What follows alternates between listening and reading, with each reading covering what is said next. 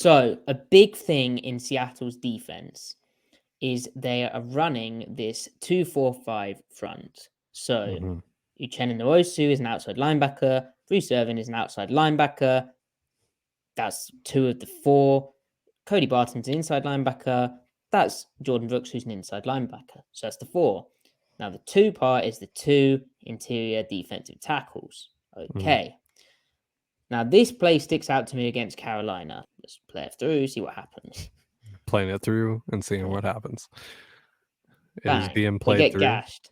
And that was a 3rd and 2, which was unfortunate because Seattle really needs to get off the field. The Panthers ended up scoring a touchdown on this drive, and this is straight up like bad execution of assignments. And so when you hear Jordan Brooks say, yo, it's not to do with the fronts, it's not to do with the scheme, we just need to get off blocks and make the tackles. This is kind of the thing he's talking about. So let's take you through the run fit of how Seattle is making this work. Uchenna Nwosu has this gap, what we'd call the C gap. Brian Monet has this gap, what we'd call the A gap.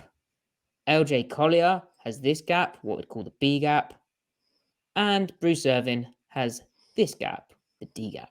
Now, Matty, who's got the B gap over there between Nwosu and is that Monet? That's yes. Monet, right? So Ryan Neal has the B gap here because Seattle's playing cover 3 weak sky. Well, they'd call it cover 9, but it doesn't matter. Because they've got a safety coming down, they've got enough people in the box to play one gap for the one guy in the backfield, okay? So Barton has the other A gap. Brooks has this C gap, okay? So everyone has a gap. However, this tight end here is aligned off the football. And also look how tight he is. He's not like lined up here. He's lined up super tight to this guard, right? Tackle. Because he's lined up, yes, thank you. I'm still learning football. Because he's lined up to this tackle like this, off the ball, he can therefore go across the formation, which is that gap that he represents, the block, moving sides. And so while Seattle can play one back, one gap, they need to be aware of this guy. And you can see, actually, is if you watch Jordan Brooks, Cody Barton was trying to make sure that Ryan Neal knew he had this gap before. And Jordan Brooks then points out this guy is coming across the formation. So how do you play it if this guy goes across the formation? Well, what you simply do is you fall back your gap. So as he goes across, right? Yeah. He was creating a D gap over here, but the D gap is now over here. So Neal, rather than playing in the B gap, he falls back to the next open gap. So he basically becomes the force defender. He plays off Nwosu, right? Okay. Barton, rather than being in here, he falls back his gap and plays up in here. Okay. Let's do an arrow. And then, because Brooks' C gap is disappeared over here, he can come across and he can play in the A gap here. Okay. So Monet still plays the A? Yes, the D. Nothing changes for the D line other than this guy here might want to spill the ball. So as we slow down, you can see Brooks has seen this guy's coming across. He points out to Barton. So Barton falls back into the B gap. Neal here, he's fallen back to this gap. Cody's playing off Monet. He's going to fall back into this gap. But Brooks, even though he noticed it, has stayed super, super front side on this play. He hasn't moved. He's still in this. He's in the same gap as LJ Collier, which is bad because his gap is more sort of here.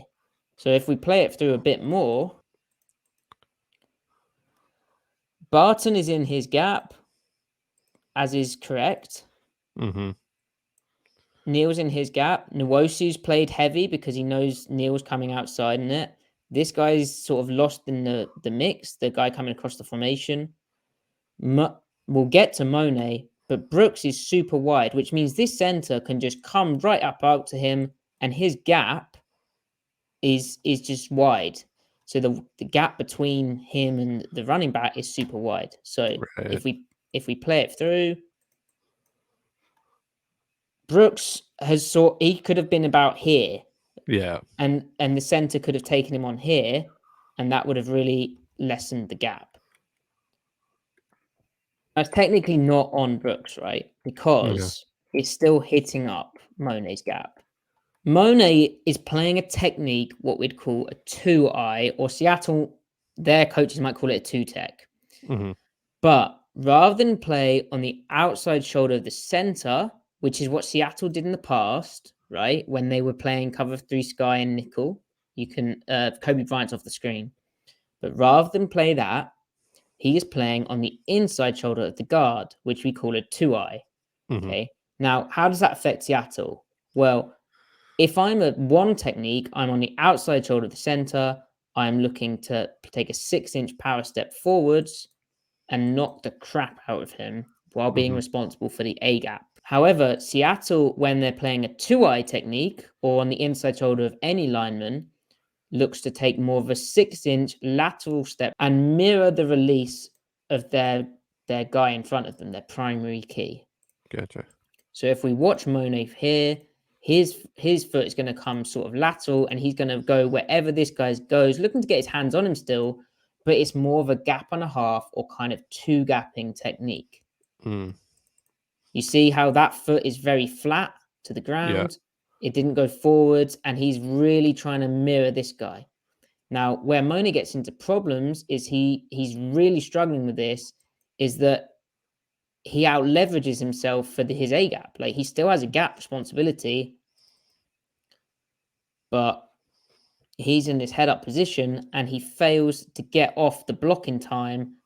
This is his gap. He's in this head up position and he does not get off the block in time as the running back hits up his gap, which is also really wide because of Brooks's play that we talked about. Gotcha. So what's he supposed to do in that situation then? How does that not happen? He needs to, firstly, the running back, and this is something Seattle will talk about, it's a pre-snap indicator that the running back is here, right? Mm-hmm. So it's a shotgun formation, and so the running back is most likely to take the ball and carry it this way. So even with this mirror stepping technique, which is done, by the way, and we'll get to why, but it keeps these linebackers clean a bit. Mm-hmm. But even when they're playing 1-tech, Seattle kept these guys clean. But I'll talk about the 2-eye in a second, why they do it. But what he should do is knock this guy back, but then see, well, it's a zone 1-on-1 block. Mm-hmm. I need to shed this and get into the backfield or just get off my block quicker. But instead, he doesn't recognize the run in time and he gets far too head up in his initial knockback, even with the thing. He should know the run is going to his right. Right. And because of that, the run hits right up his gap. Look how head up he gets here because he's mirror stepping, but then he almost gets to the left and he loses the block. And then this guy's hitting this downhill hard. Brooks hasn't fallen back and it just hits right up in there. He reaches out an arm but misses it. Okay. So why would you play a 2-eye technique? Well, rather than a 1 technique, so rather than being on the outside shoulder of the center here, right? You're on the inside shoulder of the guard. The 1 technique doesn't keep this safety clean because the guard has a free release, okay? But the 2-eye technique is a kind of slower playing mirror stepping style that keeps the safety clean. So the reason why, like Sean Desai, for instance, in Chicago, loved this technique as well, because if you're holding a 2-high safety structure, which Seattle isn't really here, but their defense is kind of predicated on doing that, at least when they could stop the run or thought they could. When you're holding a 2-high safety structure, or even playing like cover 2, for instance, or cover 6, quarter, half, this guy buys the quarter safety time to make the fit. it buys him the time to hold his 2-eye and come play down, because he's playing that kind of heavy mirror stepping. I could my primary gap's here, but I could also, I'm going to accidentally draw inappropriate object, I think, or I can win into the C gap late if the B gap late if the ball declares there, right? Mm-hmm. So he buys time for the 2-high safety structure. Seattle would do this when they played cover 3 buzz with Cam Chancellor, because Cam was coming from 2-high down and he was coming into an interior hook. Okay. What I don't understand is why Seattle, when they're already struggling to stop the run, is playing like this, because it just wastes the advantage of oh, as my light dies, it wastes the advantage of them playing a 1-high safety one high safety defense, because this guy ain't really holding a 2-high disguise. He comes down fast because they're worried about stopping the run. Okay, if Monet was playing a 1 technique, 1, he'd be more aggressive, he'd take a forward step, knock the crap out the center. 2, Brooks has a clean release through into the backfield, and he can pull his trigger. He can fire downhill a lot more confidently.